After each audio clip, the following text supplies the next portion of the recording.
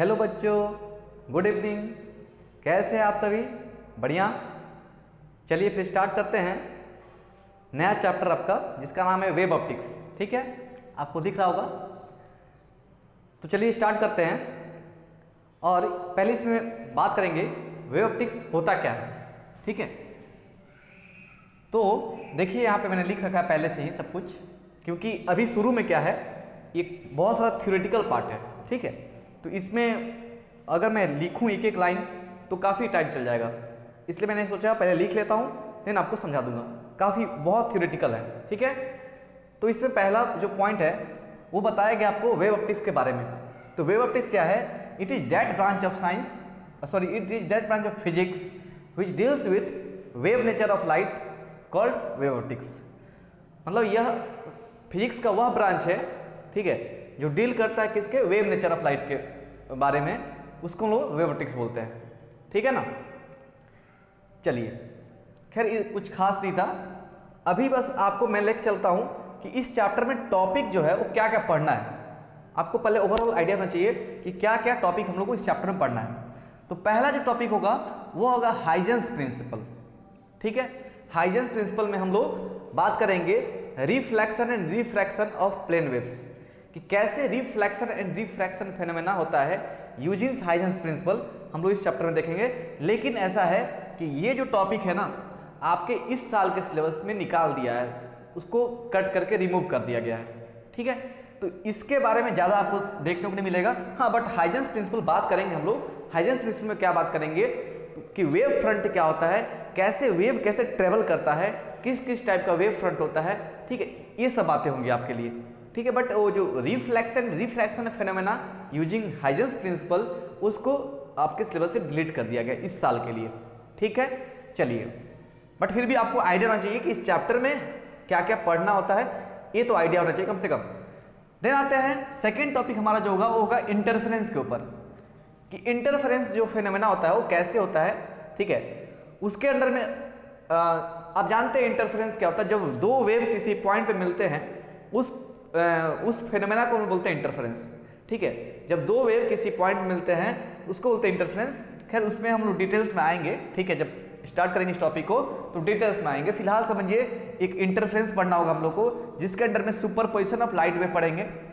ठीक है, superposition principle क्या होता है इसके बारे में पढ़ेंगे। देन उसमें चर्चा होगा किसके बारे में? Young's interference experiment. ठीक है, also called Young's double slit experiment.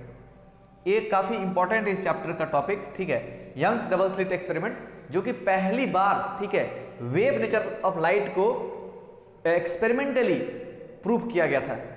इस एक्सपेरिमेंट के थ्रू पहली बार, यंग्स डबल स्लिट एक्सपेरिमेंट के थ्रू पहली बार वेव नेचर लाइट का होता है, ऐसा बोल करके पहली बार एक्सपेरिमेंटली प्रूव किया गया था, जिनका नाम था थॉमस यंग। ठीक है, आएंगे उसके ऊपर, बट इतना समझिए। इसके बाद एक टॉपिक रहेगा हमारा।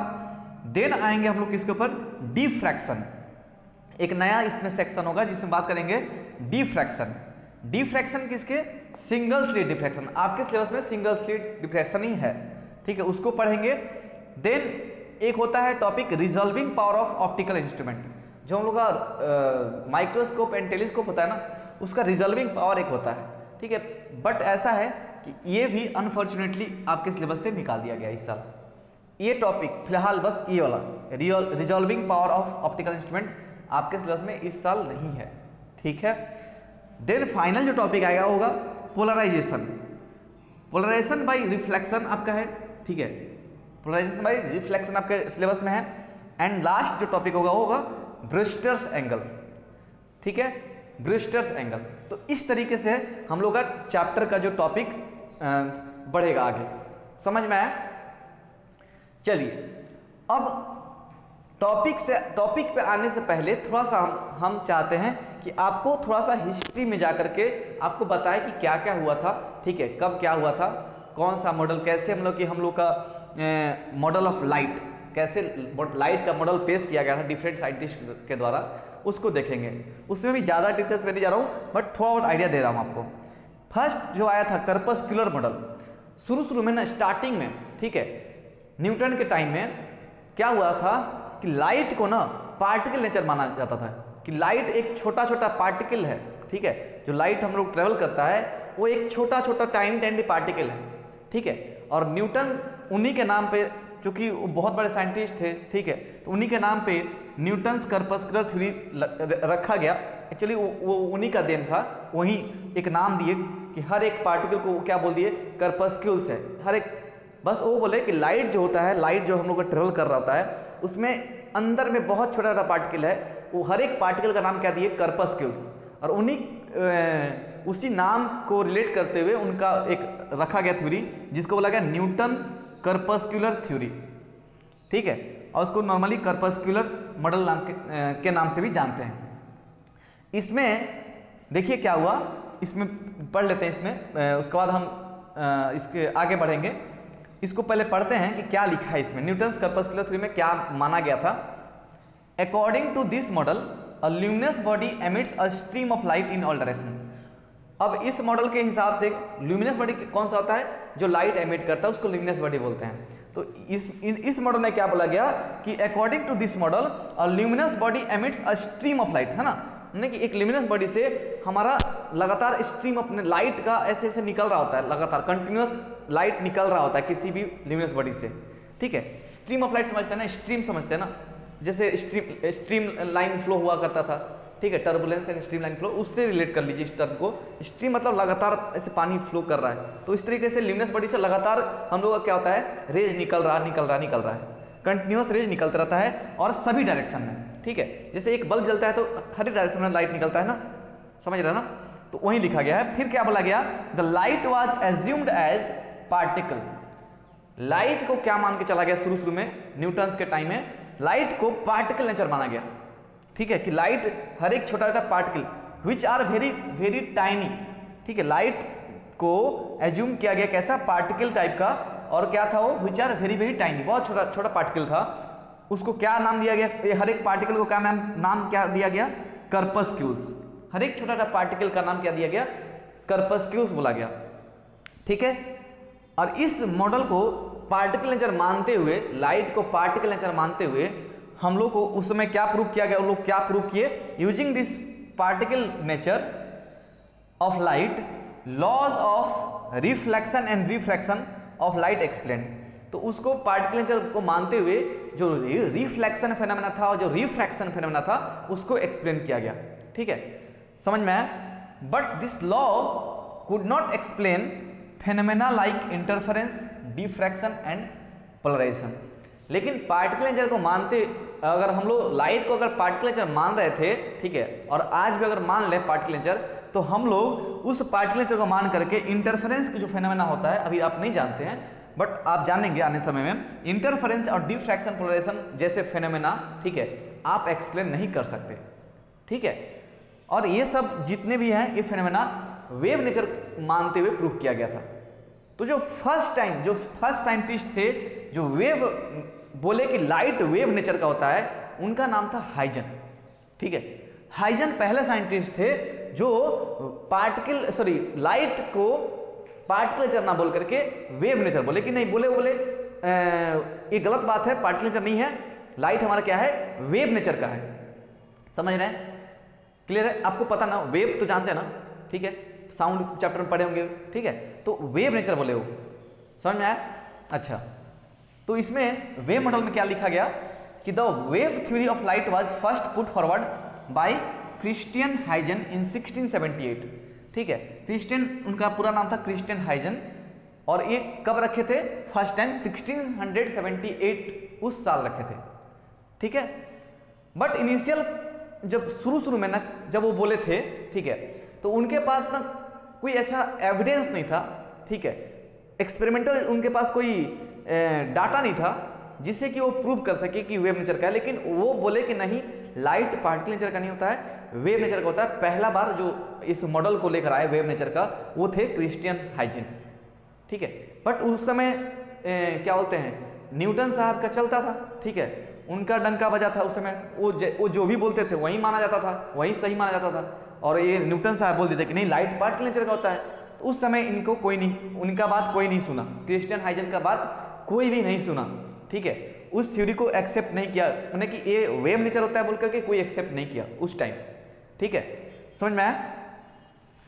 लेकिन अच्छा, लेकिन वो वेव नेचर मानते हुए रिफ्लेक्शन एंड रिफ्लेक्शन फेनोमेना को प्रूफ किए थे, ठीक है, और वो अपना कैसे वेव होता है बोल करके एक छोटा सा मॉडल रखे थे, ठीक है, बट वो एनफ एविडेंस नहीं था कि वो प्रूफ कर सके कि वेव नेचर है बोलकर, ठीक है, लेकिन उनको सही ठहराने के लिए काफ़ी साल बाद, लगभग 100 साल बाद, ठीक है, 1801, वहीं 100 समथिंग 120 साल है ना, 125 साल मान लेते हैं, लगभग 125 साल बाद कौन आया, इनका नाम क्या था, थॉमस यंग, ठीक है, एक साइंटिस्ट थे, वो अपना एक मॉडल लेकर आए लगभग 125 साल बाद, इनके कहने के 125 साल बाद, ठीक है, थॉमस यंग एक साइंटिस्ट है जो अपना एक्सपेरिमेंट लेकर आया, उस एक्सपेरिमेंट का नाम था डबल स्लिट एक्सपेरिमेंट, ठीक है, जो कि हम लोग आज इस चैप्टर में पढ़ेंगे यंग्स इंटरफेरेंस एक्सपेरिमेंट के नाम से, या फिर यंग्स डबल स्लिट एक्सपेरिमेंट के नाम से। और वो एक एक्सपेरिमेंटल डाटा लेकर के इस बात को साबित कर दिए, प्रूफ कर दिए कि नहीं, लाइट वेव नेचर का होता है, ठीक है, जिसमें उन्होंने इंटरफेरेंस जैसे फेनोमेना को दिखाया था, ठीक है। यंग्स डबल स्लिट एक्सपेरिमेंट में हम लोग इस बार पढ़ेंगे, उसमें पढ़ेंगे इंटरफेरेंस जो फेनोमेना होता है, उसमें ये चीज देखने को मिला था, ठीक है। लेकिन जो बेसिक चीज है ना, बेसिक चीज हमारा जो स्टार्टिंग में जो वेव नेचर को लेकर कौन आया, तो वो थे हाइजन, क्रिश्चियन हाइजन, ठीक है। बाद में फिर इस मॉडल को भी और आगे बढ़ा करके लगभग 1868 1967 में, एग्जैक्टली मुझे ईयर याद नहीं आ रहा है, मैक्सवेल अपना थ्योरी लेकर आए, ठीक है, इलेक्ट्रोमैग्नेटिक वेव्स का, कि light is a electromagnetic waves, ठीक है, जिसमें इलेक्ट्रिक फील्ड और मैग्नेटिक फील्ड एक दूसरे के परपेंडिकुलर वाइब्रेट करती है और देन उसके परपेंडिकुलर लाइट प्रोपागेट करता है। खैर उसमें हम नहीं आते हैं, हम लोग आते हैं अब इसमें आगे बढ़ेंगे। ओवरऑल आइडिया हुआ आपको चैप्टर में क्या क्या पढ़ना है, और फर्स्ट टाइम जो लाइट का हिस्ट्री कैसे स्टार्ट हुआ, मॉडल कौन कौन लेकर आया था, कौन क्या बोला, ठीक है, आपको क्लियर हो गया। तो लास्ट में फाइनली ये जो हमारे साइंटिस्ट थे थॉमस यंग, वो अपना एक्सपेरिमेंट लेकर प्रूव कर दिए कि लाइट हमारा क्या होता है, वेव नेचर का होता है, ठीक है, समझ में आया। चलिए अब आगे बढ़ेंगे, नेक्स्ट टॉपिक हम लोग जो लेकर आएंगे वो पहला होगा हाइजेंस प्रिंसिपल, जिसमें हम लोग बात करेंगे कि कैसे मतलब कि वो अपना वेव नेचर को मानते हुए लाइट को कैसे, लाइट में ट्रेवल कैसे करता है, ठीक है, वो चीज़ कैसे बताए थे उसको भी पढ़ेंगे हम लोग, ठीक है। चलिए फिर स्टार्ट करते हैं उस टॉपिक को।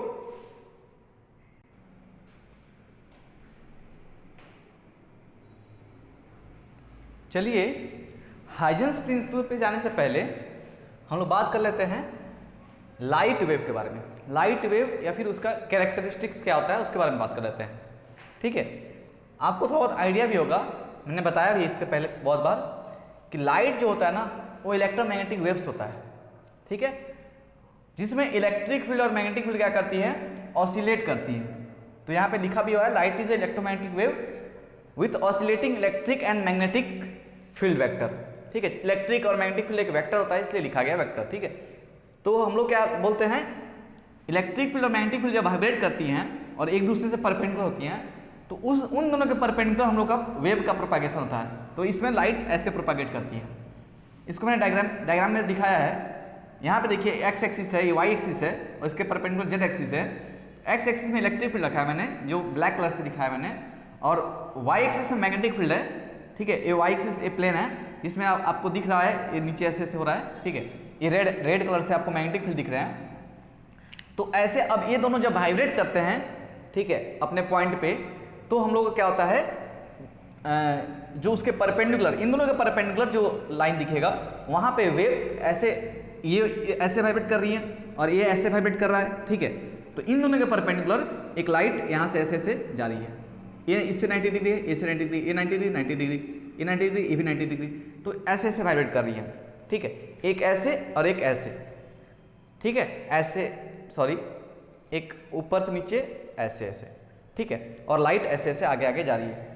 ऐसे होता है लाइट का, जो लाइट ट्रेवल करती है। तो वो ये जो कंसेप्ट ना वो लेकर आए मैक्सवेल, ठीक है, जो मैं अभी बोल रहा था, मैक्सवेल का थ्योरी है, जिसमें वो बताए थे कि लाइट जो होती है वो इलेक्ट्रोमैग्नेटिक वेव्स होती हैं, ठीक है, इलेक्ट्रिक फील्ड मैग्नेटिक फील्ड के वाइब्रेशन से आती हैं, ठीक है ना। चलिए उसके बाद और क्या क्या इसमें इसका कैरेक्टरिस्टिक्स क्या क्या रखा गया। Light is a non mechanical wave. Non mechanical wave किसको बोलते हैं, वह वेव जो किसी मीडियम का जरूरत नहीं होता है ट्रेवल करने के लिए। आप पढ़े होंगे साउंड चैप्टर में, साउंड जो होती है ना साउंड, ठीक है, साउंड हमारा मैकेनिकल वेव होती है क्योंकि उसको मीडियम चाहिए होता है ट्रेवल करने के लिए। अगर हम इस रूम में मैं अगर वैक्यूम कर दूं तो आपको दिखाई देगा ना सुनाई देगा, आप खुद सोचे। अगर मैं इस रूम में पूरा वैक्यूम कर दूं, ठीक है, तो मैं जो बोल रहा हूं वो आप सुन पाओगे ना खाली देख पाओगे। तो आंसर क्या होगा, आप सिर्फ देख पाओगे सुन नहीं पाओगे, क्योंकि लाइट को ना मीडियम की जरूरत पड़ती है। तो मेरा जो आवाज़ है ये माइक्रोफोन तक नहीं पहुंचेगा, ठीक है, समझ में आया। तो जो वेव हम लोग का मीडियम की जरूरत पड़ती है जिस वेव को, उसको हम लोग मैकेनिकल वेव बोलते हैं, और जिसको जरूरत नहीं पड़ती मीडियम की उसको नॉन मैकेनिकल बोलते हैं। तो लाइट जो है वो नॉन मैकेनिकल वेव में आती है, इसको मीडियम की जरूरत नहीं पड़ती है प्रोपागेशन होने के लिए, ठीक है। प्रोपागेशन समझते हैं ना टर्म, एक जगह से दूसरे ट्रेवल करने को प्रोपागेट करते हैं, ठीक है। साउंड का प्रोपागेशन, लाइट का प्रोपागेशन, तो ये टर्म से आप पहले भी फर्स्ट ईयर में भी रूबरू हुए होंगे, ठीक है, जानते होंगे इसके बारे में। नेक्स्ट पॉइंट क्या है, speed of light in vacuum is approximately 3 × 10⁸ metre per second. इसको सबको पता है, ये बताने की जरूरत नहीं है। नेक्स्ट पॉइंट है, in any other medium speed of light is less than vacuum medium. अच्छा, एक बात भी तो आप जानते हैं कि वैक्यूम मीडियम में सबसे मैक्सिमम स्पीड होता है, और उसके बाद दूसरा कोई भी मीडियम हो, ठीक है, उसमें लाइट जो होता है उसके इस स्पीड से थोड़ा सा कम ही होता है, जितना भी कम हो मतलब उससे कम ही होगा, ठीक है। मैक्सिमम स्पीड वैक्यूम में माना जाता है लाइट का, ये पॉइंट आप जानते हैं। और जो हम लोग वेव जो बोल रहे हैं अभी तक, ठीक है, लाइट को जब वेव माना गया, ठीक है, अभी मैं हाइजेंस आ रहा हूँ इसके बाद, ठीक है, उसमें क्या माना गया कि लाइट वेव नेचर का होता है और वो इस हार्मोनिक फंक्शन को फॉलो करता है। आप फर्स्ट ईयर में पढ़ेंगे, ये इक्वेशन आप देखा होगा आपने, y = y0 sin ωt - kx + 5। आप इस चीज को देखे होंगे फर्स्ट ईयर में। यहाँ पे y0 क्या हुआ करता था, एम्पलीट्यूड हुआ करता था, ठीक है, समझ में आया। आप साउंड चैप्टर में पढ़े थे, उसी सेम चीज को हम आपको बताए भी थे जब एसी पढ़ा रहे थे। एसी में भी इस चीज को मैंने थोड़ा सा जिक्र किया था इसके बारे में। हम बोले भी थे कि वेव, ये जो इक्वेशन है, ठीक है, ये साउंड चैप्टर को भी कवर करता है, आपको लाइट चैप्टर को, वेव ऑप्टिक्स को भी कवर करता है, एसी को भी कवर करता है, ठीक है। तो ये फंक्शन आप जानते होंगे, y0 यहाँ पे एम्पलीट्यूड हुआ करता था मैक्सिमम जो वैल्यू, और ओमेगा क्या होता है, एंगुलर वेलोसिटी या फिर एंगुलर फ्रीक्वेंसी बोलते हैं, और के क्या होता है, यहाँ पे के होता है वेव नंबर, ठीक है। वेव नंबर हम यहाँ पे लिख दिए हैं, वो 2π/λ के बराबर होता है, एक कांस्टेंट है, ठीक है, वो एक कांस्टेंट वैल्यू है। और फाई क्या होता है, इनिशियल फेज होता है, ये भी आप जानते हैं। ये जो टोटल को हम लोग क्या बोलते थे, टोटल फेज बोलते थे। ωt - kx + फाई को टोटल फेज बोला जाता है। तो ये एक रिप्रेजेंटेशन है वेव ऑफ लाइट का, वेव ऑफ लाइट का, ठीक है। वेव नेचर उसका जो हम लोग मान ले रहे हैं ना वेव है, तो उसका रिप्रेजेंटेशन, वेव का रिप्रेजेंटेशन ऐसे किया जाता है, ठीक है, समझ गए ना। यहाँ पे क्या हम बोल रहे हैं, क्या होता है, वेव नंबर होता है, ठीक है। और वेव नंबर किसके बराबर होता है, 2π/λ के, एक कांस्टेंट होता है किसी पार्टिकुलर वेव लाइट के लिए 2π/λ होता है। और उसको अगर आप और आगे तब सॉल्व करेंगे तो लैम्बडा की जगह आप पुट कर सकते हैं, लैम्बडा की जगह पुट कर सकते हैं v/μ, तो उसको ले जाएंगे तो म्यू ऊपर चल जाएगा और v नीचे रह जाएगा, ठीक है। आपको ये रिलेशन तो पता है ना, v velocity = distance by time, ठीक है। तो ये जो लैम्बडा वाला कहाँ पे आता है, वेव में आता है, ठीक है। हम लोग आपको ये बताए थे ना, ये टोटल एक वेवलेंथ होता है, वन टाइम पीरियड में ये पूरा यहाँ से अगर एक लाइट निकलता है चाहे साउंड निकलता है, तो उसको यहाँ से यहाँ फिर आने में टोटल टाइम जो लगता है उसको वन टाइम पीरियड बोलते हैं, और टोटल जो डिस्टेंस कवर करता है वो लैम्बडा होता है। तो वेलोसिटी = क्या होता है, डिस्टेंस बाई टाइम, ठीक है। इसका जो वेलोसिटी निकालेंगे तो डिस्टेंस बाई टाइम, और 1/t क्या होता है, वो होता है फ्रीक्वेंसी म्यू, ठीक है, समझ में आ रहा है।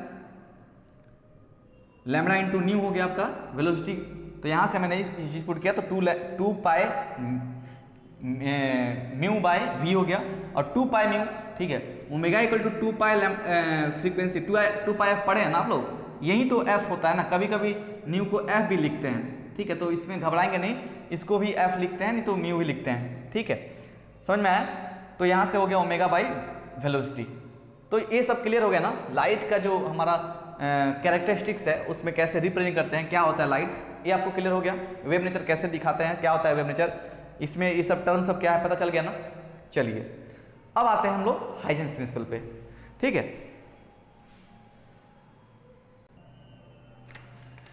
चलिए फिर बात करते हैं हाइजेंस प्रिंसिपल का। ठीक है, तो हाइजेंस प्रिंसिपल में पहला जो हम लोग टर्म पढ़ेंगे वो होगा वेव फ्रंट। देखिए जब हाइजेंस है ना, तो जो वेव बोले कि लाइट जो होता है वेव नेचर का होता है। ठीक है, तो उसको एक्सप्लेन करने के लिए वो कुछ बात लिखी जिसमें उन्होंने कहा, एक टर्म यूज किया उन्होंने वेव फ्रंट टर्म का। वेव फ्रंट क्या होता है? Wave front of a wave is defined as the locus of all the particles of the medium which vibrates in same phase at any instant of time.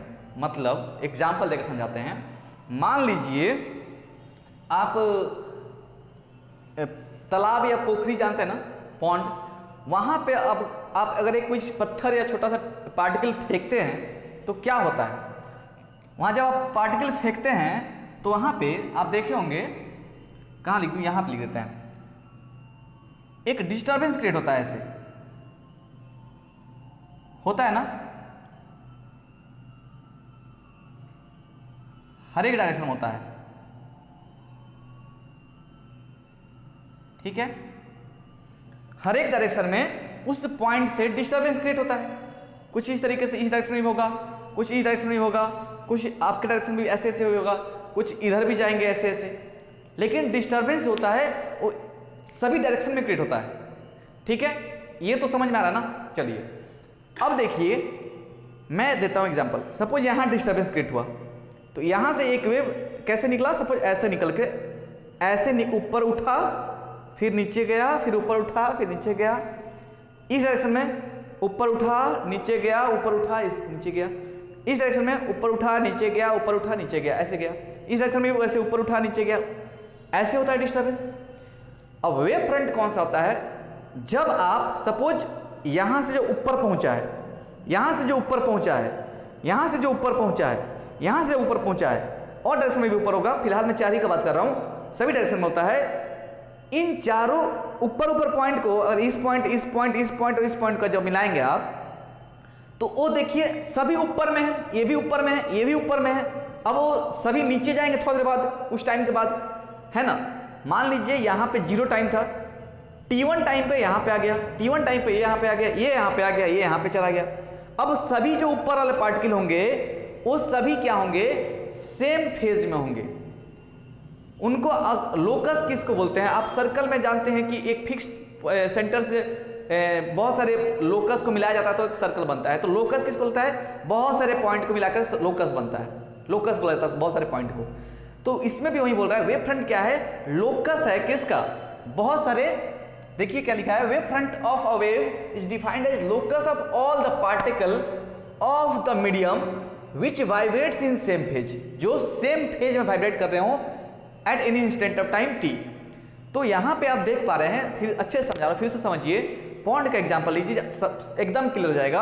आप देखते हैं कि जब disturbance create होता है तो ये ऊपर उठा, T1 टाइम में, सपोज 0 टाइम था शुरू में, T1 टाइम में ऊपर गया, ये भी ऊपर गया, ये भी ऊपर आया, ये भी ऊपर आया। फिलहाल 4 ले रहा हूं, और भी बहुत सारे होंगे, मैं फिलहाल 4 ही लेकर समझा रहा हूं। इधर भी जाएंगे, इधर भी जाएगा, इधर भी जाएगा, इधर भी आएगा, एकदम पास पास में सब जाएंगे। बट फिलहाल 4 लेकर समझिए, बाकी आप खुद इमेजिन कर सकते हैं।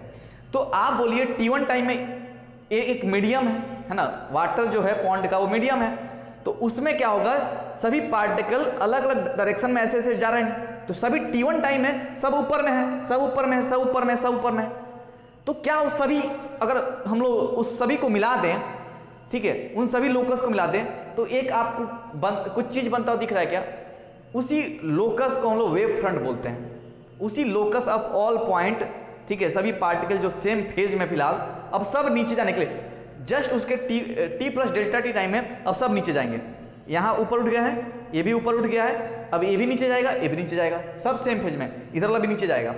एक समय आएगा T2 टाइम में सब कहाँ चले गए होंगे? ऊपर से उठ करके सब कोई नीचे चले गए हैं। समझ में आ रहा है क्या? ऊपर से ऐसे उठे हैं और ऐसे नीचे चले गए हैं। ये भी ऊपर उठ करके उस समय T2 टाइम में नीचे चला गया है, ये भी ऊपर उठ कर नीचे T2 टाइम में नीचे चला गया है, इधर भी ऊपर उठ करके नीचे T2 टाइम चला गया है। अब उन सभी लोकस को मिलाएंगे, फिर से एक वेव फ्रंट बनेगा। तो आप देख पा रहे हैं कि वेव फ्रंट किसको बोल रहे हैं हम लोग? वेव फ्रंट बोल रहे हैं locus of all the particle. वहां सभी पार्टिकल का लोकस को जब आप ऐड करते हैं किसी मीडियम में जो वाइब्रेट कर रहे हैं सेम फेज में, सभी सेम फेज में, जो सेम फेज में वाइब्रेट कर रहे हैं किसी इंस्टेंट ऑफ टाइम t1, जैसे t1 बोल रहा हूँ, t2 बोल रहा हूँ, t3 बोल रहा हूँ, किसी भी इंस्टेंट पे, उसी को वेव फ्रंट बोला जाता है। तो वेव फ्रंट क्या होता है समझ में आया क्या? ठीक है, चलिए आगे बढ़ते हैं। Characteristics of wave front. Wave front का क्या क्या कैरेक्टरिस्टिक्स है उसको देख लेते हैं। All the particles on it are in same plane. अच्छा, ये जो ऊपर गया है, ये ऊपर गया है, ऊपर गया है, सभी एक प्लेन में है कि नहीं है? ये तो नहीं कि ये कहीं ऊपर है और ये कहीं नीचे है, अगला ये पार्टिकल ऊपर है और ये ऊपर में जा रहा, नहीं वो ऐसे नीचे कहीं हो, वो सभी एक प्लेन में होंगे। तो क्या आपको समझ में आ रहा है? आप थोड़ा सा सोचिए, मैं जो बता रहा हूँ पॉइंट का एग्जाम्पल लीजिए, बस आप ये फिर से इस चीज़ को रिपीट कीजिए अगर नहीं समझ में आ रहा है तो। एक टाइम में सपोज डिस्टर्बेंस हुआ 0 टाइम पे और t1 टाइम बाद ये ऊपर गया, ये ऊपर गया, ये ऊपर गया, ये ऊपर, आप देखें ना ऐसे ऐसे वेव ट्रेवल करता है ना, ये तो आप देखे होंगे ना पॉइंट में, तो आप समझ पा रहे हैं ना। पानी कुछ हिस्सा ऊपर ऐसे आता है, फिर कुछ नीचे बनता है, फिर ऊपर बनता है, फिर नीचे बनता है, ऐसे बनता है ना, ठीक है, रिपल्स फॉर्म होता है, रिपल्स, ठीक है। तो ऐसे ऊपर गया, तो ये ऊपर गया, ये ऊपर गया, t1 टाइम में ये ऊपर गया, ये ऊपर गया, ये ऊपर गया, तो सभी को जब हम जोड़ देंगे तो एक लोकस फॉर्म होगा और सभी एक प्लेन में होंगे। फिर जब नीचे जा रहा होगा, सपोज एकदम नीचे आ गया, ठीक है, तो वो भी नीचे चला जाएगा t2 टाइम में, ये भी नीचे चला जाएगा t2 टाइम में, फिर उन सभी को जोड़ेंगे तो वो सभी एक प्लेन में फिर लाई करते हुए दिखाई देंगे। इसलिए कैरेक्टरिस्टिक्स लिखा गया है all the particles on it are in same plane, सभी पार्टिकल्स उस वेव फ्रंट के सेम प्लेन में होंगे। और क्या है? The phases of consecutive wave front are different. अब फेजेस क्या होता है? एंगल एक तरीके से बोल सकते हैं। तो वो बोल रहा है कि phases of different particle consecutive particles are different, phases of consecutive particles are different. अब ये जो consecutive wave front, sorry, phases of consecutive wave front, ये जो ऊपर जा रहा था, ठीक है, तो ये जो रिपल बनता है वो एक तरीके से ऐसे आप बोल सकते हैं ना, ऊपर जा रहा है, नीचे आ रहा है, ऊपर जा रहा है, नीचे आ रहा है, ऊपर जा रहा है, ऐसे ही ना रिपल बनता है। अब फिर से ये सभी डायरेक्शन में होता है, इसमें 2D में तो दिखा नहीं सकता मैं, ये चीज सभी डायरेक्शन में होता है। तो आप समझ सकते हैं इसको, अगर मैं 0 डिग्री मानूं तो ये यहाँ पे कितना π/2 होता है, यहाँ पे कितना पाई, यहाँ पे कितना 3π/2, यहाँ पे कितना 2π। तो हर एक कंसेक्यूटिव वेव फ्रंट जो होगा, ठीक है, ये एक वेव फ्रंट होगा जो ऊपर में होगा, तो जब इसके जस्ट बाद भी आप जा सकते हैं तो उसमें भी एक वेव फ्रंट होगा, तो उस समय पार्टिकुलर जो एंगल होगा वो डिफरेंट होगा, फेज जो होगा वो डिफरेंट होगा, ठीक है। उसके जब नीचे आ जाएंगे, नीचे में जब वेव फ्रंट ड्रॉ करेंगे उसका फेज कुछ अलग होगा, तो सभी जगह पे फेज अलग अलग होंगे। समझ में आ रहा है कि नहीं आ रहा है बताइए जी। अगर ये ऊपर मैं बात कर रहा हूँ, जो तब से तब बात कर रहा हूँ ऊपर का, अगर आप सभी डायरेक्शन में अगर हैं, उन सभी को मिला दिए हैं, तो सभी फिलहाल π/2 की जगह पे है, उनका फेज π/2 है। शुरू में कहाँ थे? 0 पे थे। जस्ट थोड़ी देर बाद अगर डेल्टा टी टाइम बाद अगर बात करेंगे तो ये पार्टिकल यहाँ चला रहेगा, इसका जो फेज होगा, अब ये वाला एंगल होगा, फिलहाल तो नहीं पता कितना है, बट π/2 और पाई के बीच में होगा। इस डेल्टा टी टाइम में बाकी सभी सेम, चूंकि हम जानते हैं लाइट स्पीड, जो स्पीड ऑफ लाइट होता है वो 3 × 10⁸ होता है, वो सभी पार्टिकल सेम होगा, ठीक है। तो वो डेल्टा टी टाइम में ये अगर इतना आया है तो उसका इधर वाला जो होगा वो भी तो उतना ही नीचे आया होगा। तो उस समय अगर आप फिर से लोकस ड्रॉ करेंगे तो उस लोकस का, उस वेव फ्रंट का, ठीक है, लोकस जब जुड़ता है तो वही तो वेव फ्रंट देता है ना, तो उस वेव फ्रंट का फेज फिर चेंज हो गया। तो हर एक जगह पे वेव फ्रंट चेंज हो रहा है। और नीचे आ गए, सपोज नीचे आ गए एकदम से 3π/2 पे, उस समय सभी का वेव फ्रंट, जो वेव फ्रंट होगा उसका फेज कितना 3π/2 है। तो हर एक अलग अलग वेव फ्रंट का डिफरेंट फेज होता है, ठीक है। कॉन्जिक्यूटिव वेव फ्रंट मतलब एक के बाद एक जो हमारा वेव फ्रंट बन रहा है, उन सभी का जो फेज होता है, फेजेस होते हैं, वो डिफरेंट होते हैं, यही कहना चाह रहा है पार्टिकल उसके कैरेक्टरिस्टिक्स में। समझ में आया कि नहीं आया? आ गया ना? चलिए, थर्ड क्या है? Wave always propagates in the direction perpendicular to the wave front. ये क्या कह रहा है कि वेव ऐसे ऐसे जा रहा है, ठीक है, वेव ऐसे ऐसे जा रहा है, तो इसमें जो बोल रहा है कि वेव जो है, ध्यान से सुनिएगा, wave always propagates in direction perpendicular to the wave front. Wave front के परपेंडिकुलर होता है वेव का डायरेक्शन। अब इसको थोड़ा समझिए, ये थोड़ा हल्का सा आपके लिए मुश्किल हो सकता है, ध्यान दीजिए। अगर आप बात करें फर्स्ट में पढ़े होंगे एसएचएम और वेव, अलग अलग दो चैप्टर थे, ठीक है। एसएचएम क्या होता था, एक जगह पे जो पार्टिकल ऐसे से वाइब्रेट करता था उसको एसएचएम बोलते थे, ठीक है। और बहुत सारे एसएचएम होकर के वेव बनता है, ठीक है। जैसे हम लोग जो रस्सी का एग्जांपल आप समझ सकते हैं, रस्सी में भी जब आप ऐसे करते हैं तो हर एक पार्टिकल ऊपर नीचे ऐसे होते हैं, ठीक है। लेकिन वेव आगे कैसे जाता है, तो इसका वेलोसिटी और इसका वेलोसिटी अलग अलग होता है। एसएचएम वेव में आप दो अलग अलग चीज होते हैं। आप जान पा रहे हैं कि जब रस्सी हम लोग ऐसे करते हैं तो ऐसे से जो बनता है, तो उस रस्सी का हर एक पार्टिकल ऊपर नीचे ऐसे ऐसे एसएचएम करता है, सिंपल हार्मोनिक मोशन करता है, और उसको ले करके वो सभी मिला करके, जब बहुत सारे एसएचएम होते हैं हर जगह पर एसएचएम हो रहा है, वो सभी मिला करके एक वेव का फॉर्मेशन करते हैं।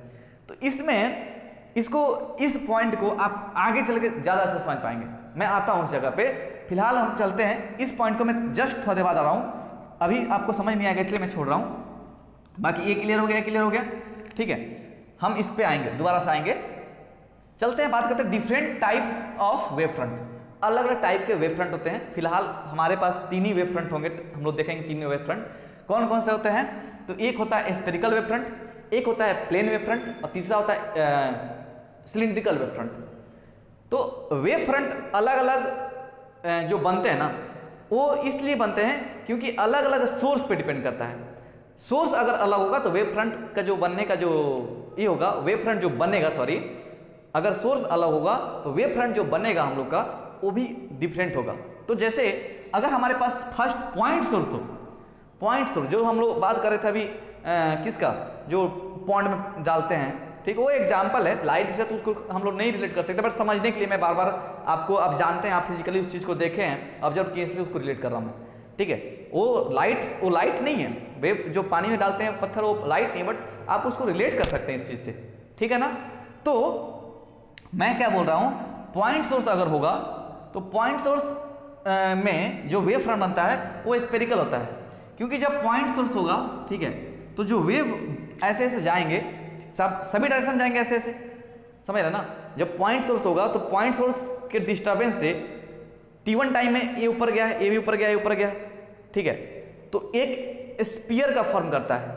अब जैसे लाइट होगा तो क्या होगा, ये तो पानी का एग्जांपल दे रहा हूँ ना। लाइट होगा तो इधर भी ले जाएगा, इधर भी जाएगा, इधर भी जाएगा, इधर भी जाएगा, नीचे भी जाएगा, इधर भी जाएगा, चारों तरफ जाएगा रे ना, ये चारों तरफ ऐसे फैलता है। तो अगर आप ऐसे एक सर्कल, उसके ऊपर अगर रे गया तो उसका एक सर्कल ऐसे ऐसे ड्रॉ करेंगे तो एक आपको स्फीयर दिखाई देगा, ठीक है। हर एक टाइम पे एक छोटा T1 टाइम में यहाँ पे स्फीयर, T2 टाइम में उसके आगे स्फीयर, फिर नेक्स्ट स्फीयर। तो पॉइंट सोर्स से हम लोग का स्फेरिकल वेव फ्रंट बनता है। तो इसमें वही लिखा गया है, wave front form when wave travels in all direction from point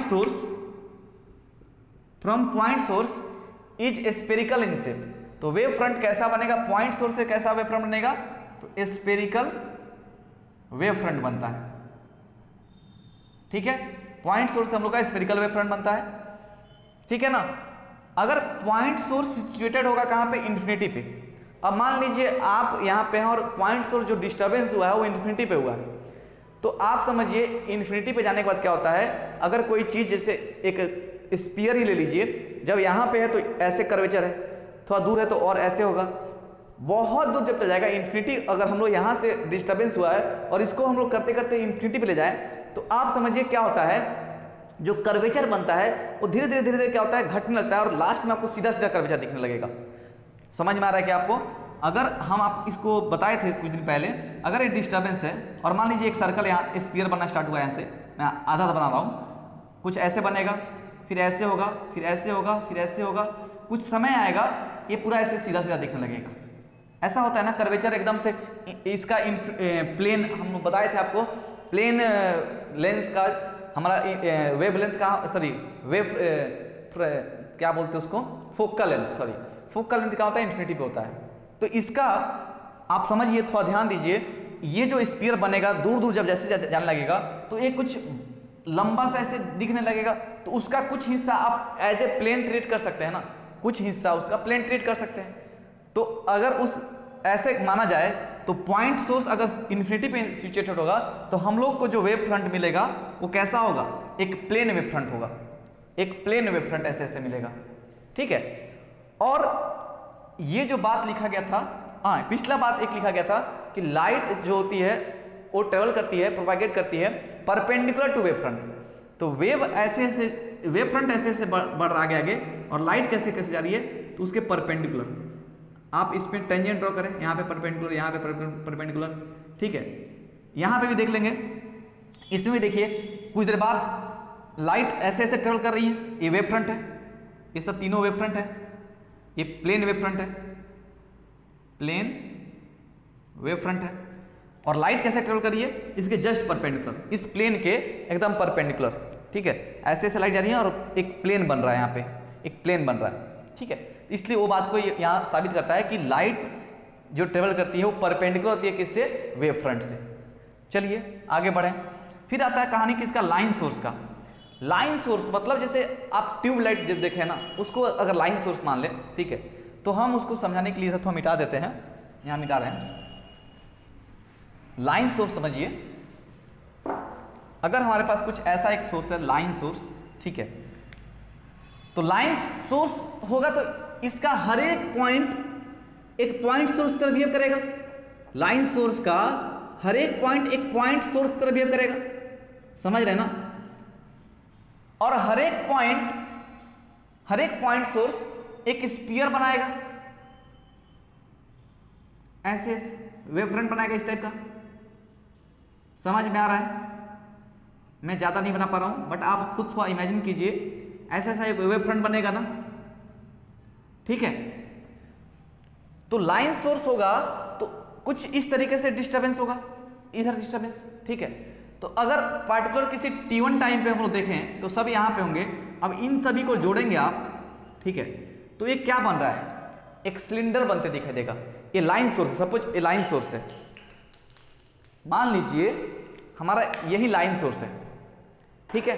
अब हर एक पॉइंट इस पे अगर छोटा सा पॉइंट सोर्स तरह बिहेव करेगा, ठीक है। लाइन सोर्स पूरे सोर्स है, जैसे ट्यूबलाइट, तो हर एक पॉइंट से लाइट निकलेगा उसके, तो वहां से सपोज एक जगह से सपोज लाइट ऐसे निकल रहा है, वेव फ्रंट सपोज ऐसे बन रहा है, उसके नीचे वाले से ऐसे बन रहा है, उसके नीचे वाले से ऐसे, सबसे नीचे वाले से ऐसे। तो सभी को अगर T1 टाइम में देखा जाए तो एक सिलेंडर आपको दिखाई देगा कि नहीं, एक सिलेंडर दिखेगा कि नहीं। उसका T2 टाइम में सपोज लाइट आगे और आगे ट्रेवल कर गया, तो वो वहां पे एक सिलेंडर बनेगा।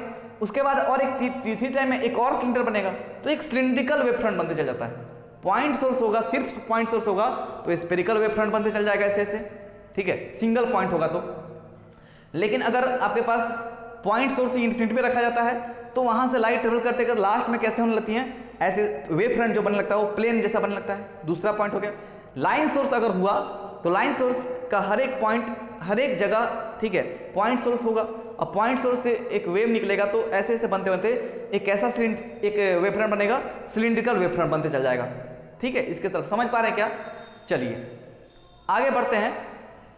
इस चीज को, ये जो कैसे बन रहा है, ये जो मैं अभी ड्रॉ किया सभी चीज, ठीक है, तो हाइजन ना अपना कुछ एक प्रिंसिपल दिए, ठीक है, उसके अकॉर्डिंग ही मतलब कि ये सब बनता है। तो अभी फिलहाल हम लोग क्या करेंगे, उनके प्रिंसिपल को अभी पढ़ेंगे। चलिए फिर स्टार्ट करते हैं हाइजेंस का वो वाला प्रिंसिपल। चलिए अब जो बात कर रहे थे पॉइंट सोर्स, ठीक है, पॉइंट सोर्स इंफिनिटी पे हो या फिर लाइन सोर्स हो, ठीक है, उससे जो वेव फ्रंट बन रहा था वो कैसे बनता है, तो उसके लिए ना हाइजेंस ने अपना एक कंस्ट्रक्शन का रूल दिया, ठीक है, रूल्स दिए उन्होंने, तो उसको बोला गया construction of wave front, that is Huygens principle, using Huygens principle, ठीक है। तो हम लोग क्या देखते हैं, फर्स्ट पॉइंट में क्या होगा कि जो हाइजेंस प्रिंसिपल उन्होंने जो बताया कि जो वेव फ्रंट हम बना रहे हैं, ठीक है, किसी भी सोर्स से वो कैसे बन रहा है, उसका कुछ एक थ्योरी दी उन्होंने। तो क्या था वो theory, Huygens principle gives idea that how wave front travels in a medium. उन्होंने क्या दिया, आइडिया दिया कि कैसे वेव फ्रंट किसी मीडियम में ट्रेवल करता है, ठीक है, चाहे वो पॉइंट सोर्स से निकल रहा हो, चाहे वो पॉइंट सोर्स इंफिनिटी से आ रहा हो, चाहे वो लाइन सोर्स से हो, तो उसका लिए कुछ एक आइडिया दिया उन्होंने। क्या था idea, according to Huygens principle each point on a wave front. Wave front आप समझ गए क्या है, मान लीजिए पॉइंट सोर्स है, ये डिस्टर्बेंस का पॉइंट सोर्स है, ठीक है, अब इससे डिस्टर्बेंस क्रिएट होगा, तो किसी टी टाइम बाद एक हम लोग को ऐसा एक वेव फ्रंट दिखेगा ना जी, किसी टी टाइम बाद आपको यहाँ पे एक वेव फ्रंट दिखाई देगा। हर एक, जैसे वो मैं बात किया था किसका, पॉन्ड में जब आप डालते हैं पत्थर, तो पत्थर से वहाँ डिस्टर्बेंस क्रिएट हुआ, तो किसी T1 टाइम में वो पत्थर एक वेव निकलेगा, जो रिपल निकलेगा वो एक वेव फ्रंट बनाएगा। तो वो बोले according to Huygens principle each point on a wave front, ये जो वेव फ्रंट बना, ठीक है, इसका हर एक पॉइंट, इस पे हर एक पॉइंट, ये पॉइंट, ये वाला, ये वाला, ये वाला, ये वाला, ये वाला, और भी बहुत सारा मैं नहीं दिखा रहा हूँ, हर एक पॉइंट मतलब वो समझ सकते हैं कितना पॉइंट होगा। एक सर्कल में जो बनाया हूँ एक वेव फ्रंट है, ये तो पता चल रहा है ना वेव फ्रंट किसको बोलते हैं। इस वेव फ्रंट के हर एक पॉइंट क्या हो जाएगा, is a source of secondary wavelets. ये क्या बन जाएगा, सेकेंडरी वेवलेट्स के लिए, ठीक है, सेकेंडरी वेवलेट जो बनेंगे उसका ये जो पॉइंट्स हैं वो नया सोर्स तरफ बिहेव करने लगेंगे। समझ में आया? मेन जो डिस्टर्बेंस था पॉइंट सोर्स ये था हमारा, इससे डिस्टर्बेंस क्रिएट हुआ। अब जैसे मान लीजिए जब आप पत्थर डालते हैं एक ही जगह डालते हैं ना हर जगह, वो जो रिपल बन रहा है वो हर जगह आप जाकर उठा कर डालते हैं, नहीं ना, डिस्टर्बेंस एक जगह क्रिएट हुआ, वहां से ये ऊपर गया, एक हम लोग का वेव फ्रंट बना, उससे फिर वो और आगे गया, ये जो रिपल चलता है पूरा एंड तक जाते रहता है, ठीक है। तो ये कैसे हो रहा है, तो वो बोले कि ये जो हमारा फर्स्ट वेव फ्रंट बना उसका हर एक पॉइंट एक नया पॉइंट सोर्स बन जाएगा, ठीक है। और अगर वो नया पॉइंट सोर्स बन गया उससे भी फिर हम लोग का क्या बनेगा, एक नया वेवलेट बनेंगे। तो इस बात को लिखा गया कि according to Huygens principle each point on a wave front is a source of secondary wavelets which add up to give wave front at any later time। समझाता हूं इस चीज को। मान लीजिए पॉइंट सोर्स था, ये पहला वेव फ्रंट बना, अब इस पहला वेव फ्रंट से फिर एक आपको क्या मिलेगा, एक नया वेव फ्रंट बनेगा, ठीक है। इस पॉइंट से भी थोड़ा सा यहां से करते, इस पॉइंट से भी एक वेव फ्रंट बनेगा, इधर का एक पॉइंट होगा उससे एक वेव फ्रंट बनेगा, इधर को एक पॉइंट होगा उससे फिर एक वेव फ्रंट बनेगा, इधर एक पॉइंट होगा इससे एक वेव फ्रंट बनेगा, इससे इधर एक पॉइंट होगा इससे एक वेव फ्रंट बनेगा। मैं ज्यादा नहीं बना रहा हूं, और भी बहुत सारे बनेंगे। अब जब क्या करेंगे, अब जब आप इसके टेंजेंट से, ठीक है, इसके टेंजेंट से जब आप सबको मिला देंगे ना, इन सभी टेंजेंट को आप मिला देंगे, ये जो बना ये कहलाता है सेकेंडरी वेवलेट। तो सेकेंडरी वेवलेट बनने का जो प्रोसेस है वो कैसा है, तो वो होता है कि जो फर्स्ट जो भी वेवलेट बना, ठीक है, जो भी वेव फ्रंट बना पहला, उसका हर एक पॉइंट कैसे वेव करने लगेगा, नया सोर्स पर वेव करने लगेगा। उस सोर्स से अब हर एक सोर्स से अब फिर से एक डिस्टर्बेंस होगा, वेवलेट बनेंगे, और उस वेवलेट को जब मिला देंगे आप उसके टेंजेंट से, तो जो मिलेगा आपको वो कहलाएगा सेकेंड वेव फ्रंट, सॉरी, ये होगा सेकेंड वेव फ्रंट, और ये अंदर वाला क्या था, फर्स्ट वेव फ्रंट। अब फिर से देखेंगे कि अब ये फिर से इस पॉइंट, हर एक पॉइंट इसका फिर कैसा हो जाएगा, फिर से नया सोर्स पर वेव करने लगेगा, फिर इससे अब फिर से हम लोग का वेव निकलेगा ऐसे ऐसे, ठीक है, ऐसे ऐसे, समझ रहे हैं बात।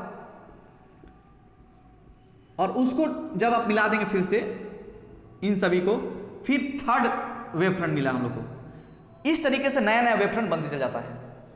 क्या बात समझ में आया, क्लियर हुए ना, ठीक है। तो फिर से मैं पढ़ रहा हूं इसको, अब इसको समझते हुए आप इस डेफिनेशन को पढ़ेंगे। According to Huygens principle each point on a wave front is a source of secondary wavelet. Secondary wavelet का, उसके नेक्स्ट वेवलेट का अब ये सब क्या बन गया, पहला वाला ये सब, इसके ऊपर का जो पॉइंट सब वो नया सोर्स बन गया, सेकेंडरी वेवलेट्स, ठीक है। New source is a source of secondary wavelet which add up to give a wave front at any later time. जो फिर से एड अप जब हो जाते हैं, जब उसको आप लोग मिला देते हैं एनवेलप को, उसको इसके टेंजेंट मिलाने को एनवेलप बोलते हैं, ठीक है। तो वो जब मिला देंगे तो हम लोग को नया वेव फ्रंट मिलता है। इस तरीके से हमारा इस पॉइंट से जो डिस्टर्बेंस निकल रहा है, जो वेव फ्रंट ट्रेवल कर रहा है, वो इस तरीके से ट्रेवल करता है। ये हम लोग का कौन आइडिया दिया, हाइजेंस ने ये चीज को बताया, ठीक है, समझ में आया। कुछ एजम्पशंस लगाए उन्होंने, क्या एजम्पशन लगाया, each point on a wave front acts as a fresh source of new disturbance called secondary waves और सेकेंडरी वेवलेट्स।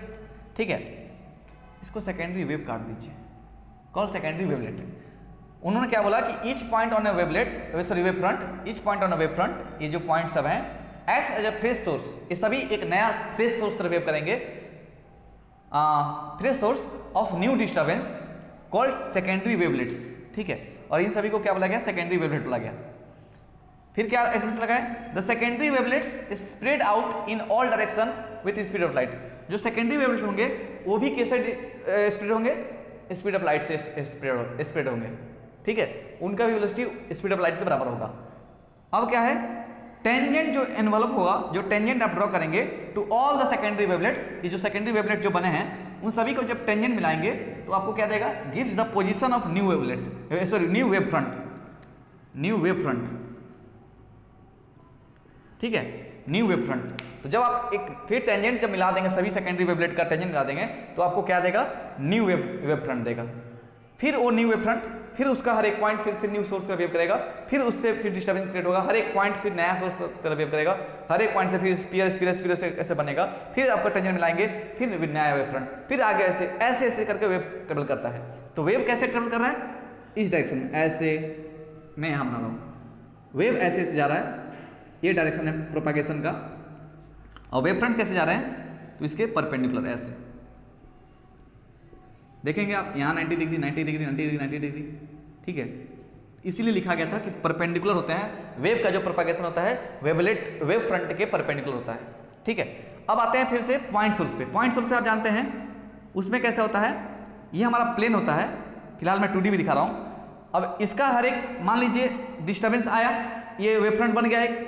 ठीक है, अब इस वेव फ्रंट का हर एक पॉइंट फिर से पॉइंट सोर्स पर बिहेव करेगा, तो इससे एक ऐसा स्फीयर बनेगा। ठीक है, इसको जब आप इसके टेंजेंट को जब मिला देंगे तो ये नया इसके टेंजेंट को जब मिला देंगे आप तो नया वेवलेट बना, सॉरी वेव फ्रंट बना। फिर उसका जो वेव फ्रंट बना उसका हर एक पॉइंट फिर तरह कैसे बिहेव करेगा? हर एक पॉइंट नया सोर्स तरह बिहेव करेगा, इससे फिर डिस्टर्बेंस क्रिएट होगा। इसका फिर टेंजेंट जब मिलाएंगे आप तो फिर न्यू थर्ड वेव फ्रंट मिला। ऐसे करके लाइट हमारा ऐसे ट्रेवल करता है, प्रोपगेट करता है। तो यहाँ पे भी देख पा रहे हैं लाइट ऐसे जा रहा है और वेव फ्रंट कैसा है? वेव फ्रंट ऐसा है, तो दोनों के बीच में एंगल कितना है? 90 डिग्री। ठीक है, तो यहाँ भी उस चीज साबित होता है। इसी तरीके से हम लोग का क्या होता है? वेव ट्रेवल करता है। समझ में आया? तो उसमें कुछ एक बात है, इसको मैं काम करता हूँ, इसको मिटा करके उस चीज को लिख देता हूँ आपके लिए। चलिए अब इसको देखिए, कंस्ट्रक्शन ऑफ वेवलेट में, वेव फ्रंट में, ये चीज़ को जो मैं अभी बता रहा था उसको एक टेक्स्ट में लिख लेंगे, मतलब कि इसको थ्योरेटिकल पार्ट में लिख लेंगे। मान लेते हैं ये जो ए बी है, जैसे मैं अभी बता रहा था एक पॉइंट सोर्स हुआ करता था, मैं पूरा ड्रॉ किया था, उसका कुछ एक हिस्सा लिया गया है, इतना हिस्सा लिया गया है सिर्फ, जिसको ए बी बोल दिया गया है। अब इसका हर एक पॉइंट सोर्स तरफ बिहेव करने लगेगा, तो उससे फिर से स्फीयर बनाएंगे हम लोग। ठीक है, हर एक पॉइंट सोर्स एक फिर से स्फेरिकल वेव फ्रंट बनाता है। आप जानते हैं हर एक point source spherical wave front बनाता है, तो उस स्फेरिकल वेव फ्रंट के बनने से हम लोग कुछ ऐसा स्फेरिकल वेव फ्रंट बनेगा यहाँ पे। ठीक है, और उसका टेंजेंट हम लोग जो एनवल्व करते हैं तो वो हमें क्या देता है? न्यू वेव फ्रंट देता है। ठीक है, तो इसका फिर टेंजेंट जब ड्रॉ करेंगे ऐसे, जब मिलाएंगे तो वो हमें क्या देगा? न्यू वेव फ्रंट देगा। ये यहाँ पे जो कराया गया वो CD है, और ये जो पॉइंट सोर्स है ये न्यू सोर्स तरफ बिहेव करेगा। यहाँ से जो लाइट, मान लीजिए पॉइंट ए है, कुछ देर बाद ए डैश हो जाएगा, तो यहाँ से ये जो पॉइंट है यहाँ से यहाँ चला गया है। ये पॉइंट मान लेते हैं यहाँ पे है फिलहाल B, अब B यहाँ कुछ देर बाद B डैश पे चल जाएगा। ठीक है, आप देख पा रहे होंगे सभी जो मान लीजिए C पॉइंट है C डैश हो जाएगा, D पॉइंट है वो D डैश हो जाएगा, और भी कुछ पॉइंट होंगे वो वैसे ही बजाएंगे। लेकिन ये जो आप देख रहे हैं जो डिस्टेंस है वो सेम रहता है, क्योंकि हम जानते हैं वेव जो होता है वो स्पीड ऑफ लाइट से ट्रेवल करता है। लाइट का वेव के बारे में पढ़ रहे हैं, तो किसी t टाइम में, ठीक है, या फिर डेल्टा t टाइम में मान लीजिए, तो अगर पॉइंट ए डैश पे चला गया है तो वहां से हम बोल सकते हैं ए डैश किसके बराबर होगा?